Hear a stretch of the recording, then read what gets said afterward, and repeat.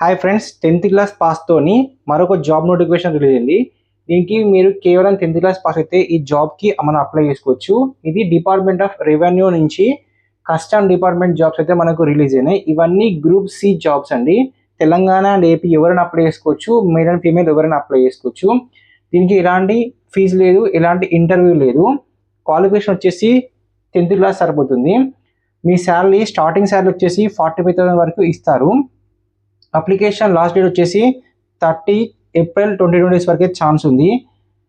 ఇది ఎక్కడ అప్లై చేసుకోవాలంటే చెన్నై customs.gov.in అనే వెబ్సైట్ అంటే యూఆర్ఎల్కి టైప్ చేసి సర్చ్ బార్లో ఆ వెబ్సైట్లోకి వెళ్తే మీకు కనిపిస్తుంది. సో ఈ వెబ్సైట్లో మీకు ఒకవేళ అప్లికేషన్ ఫామ్ కనుక మీకు కనిపించకుంటే నేను కింద కామెంట్ బాక్స్లో అండ్ డిస్క్రిప్షన్లో కూడా నేను డైరెక్ట్ అప్లికేషన్ ఫామ్ లింక్ ఇస్తాను.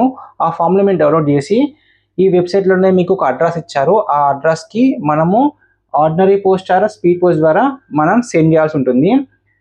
మీ ఏజ్ లిమిట్ వచ్చేసి 18 ఇయర్స్ నుంచి 33 ఇయర్స్ వరకు అయితే ఉండాలి.